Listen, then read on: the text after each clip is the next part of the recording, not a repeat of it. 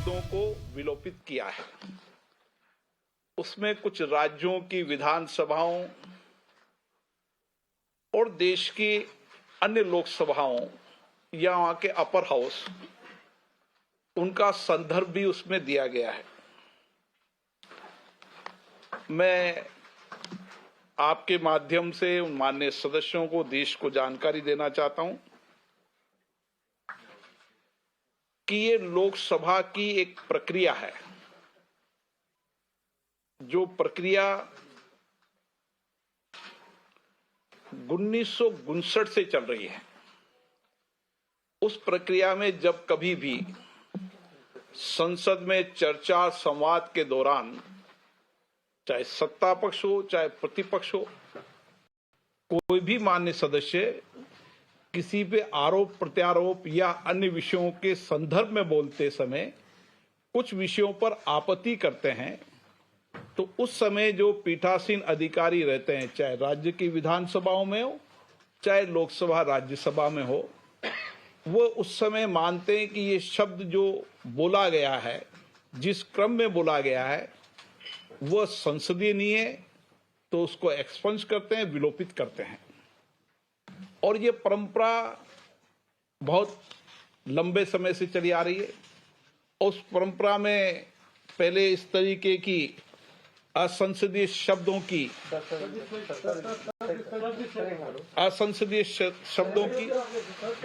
एक किताब निकाली जाती थी। अब क्योंकि संसद के अंदर हमने कोशिश की कि कागज की बचत हो, इसलिए हम इंटरनेट पर डालते हैं इसको। हमारी पहले तो कोशिश रहती थी इस किताब को देश के पत्रकारों को और लोगों को भी उपलब्ध कराएं, पर कुछ लोगों तक पहुंचती थी। हमने कहा देश के अन्य लोगों को भी जानकारी मिले, इसलिए हमने इसको इंटरनेट पर डाला है। और मैं यहां बताना चाहता हूं कि जो डिबेट और चर्चा में जो लोग चर्चा कर रहे हैं, वह माननीय सदस्यों को भी या अन्य जो संसद के दरवाजे जिन्होंने नहीं देखे, वो भी जो चर्चा डिबेट कर रहे हैं, जिनको संसदीय परंपराओं की जानकारी नहीं है, उनको ये जानकारी होनी चाहिए कि किसी शब्द को बैन नहीं किया है। उस समय के संदर्भ में जब जब भी आवश्यक हुआ तो विलोपित किया है।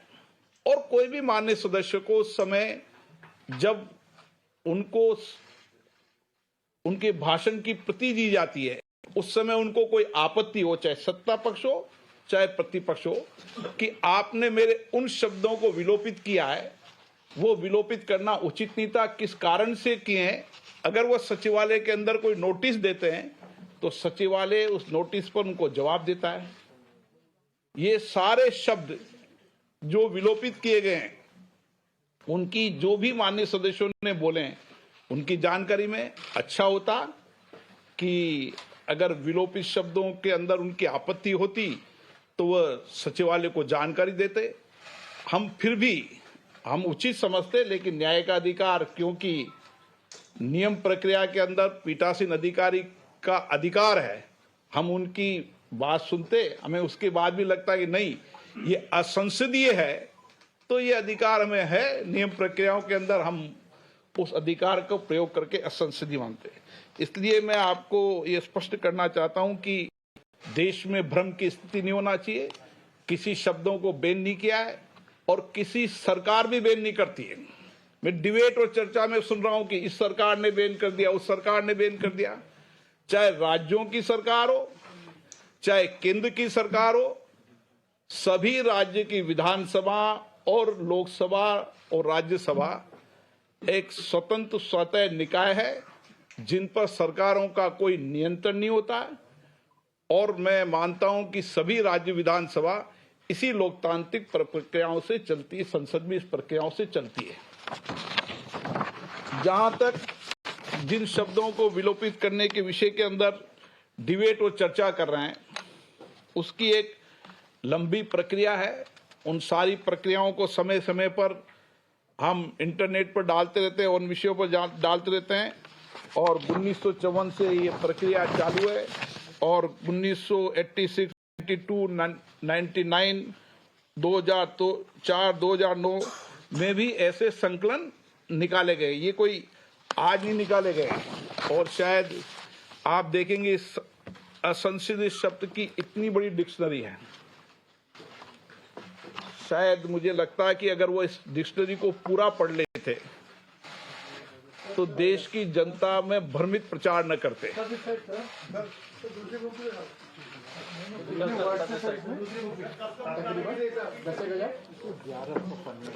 1100 पन्ने हैं, आप भी पढ़ लेना इसको,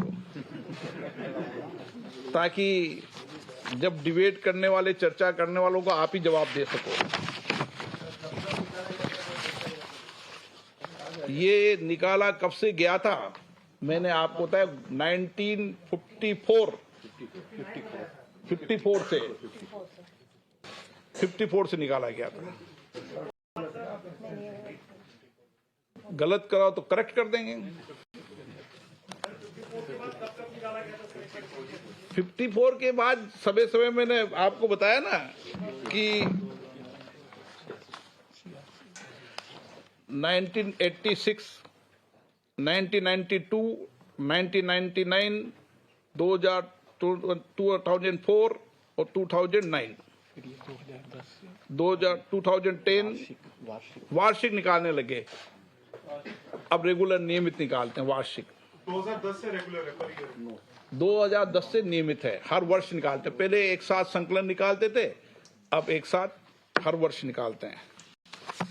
और ये स्पष्ट मैं फिर करना चाहता हूं, किसी भी शब्दों को बैन नहीं किया गया है। जिन शब्दों को उस समय कार्रवाई के अंदर स्पंज किया गया है, चाहे लोकसभा हो, चाहे राज्यसभा हो, चाहे राज्य की विधानसभा हो, उसका संकलन जारी किया है।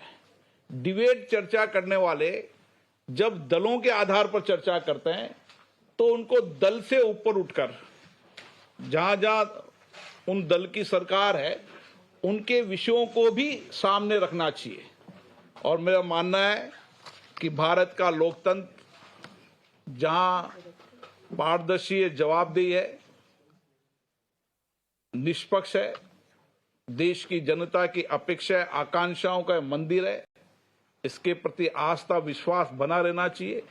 और हमारी कोशिश है कि हम इसकी आस्था विश्वास बना रहें और किसी भी माननीय सदस्यों को भारत के संविधान में अधिकार है कि वह अपनी बात स्वतंत्रता से कह सकता है। कोई भी सदन मर्यादित रूप से चले, मर्यादा में हो, ये भी माननीय सभी सदस्यों ने अपने सदन को चलाने के लिए नियम प्रक्रिया बनाई है।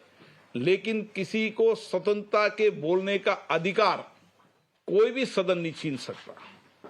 लेकिन ये All right, that was Lok Sabha Speaker Om Birla there clarifying on the list of words that cannot be used in the parliament. He says it is procedural.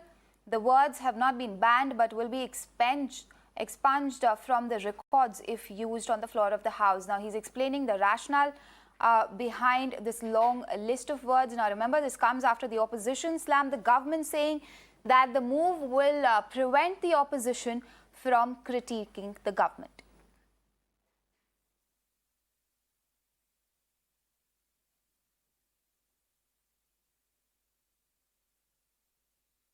एक पब्लिकेशन भी है, कौन से शब्द इस्तेमाल करना, कौन से शब्द इस्तेमाल नहीं करना, और उसी के तहत हम बात करते हैं।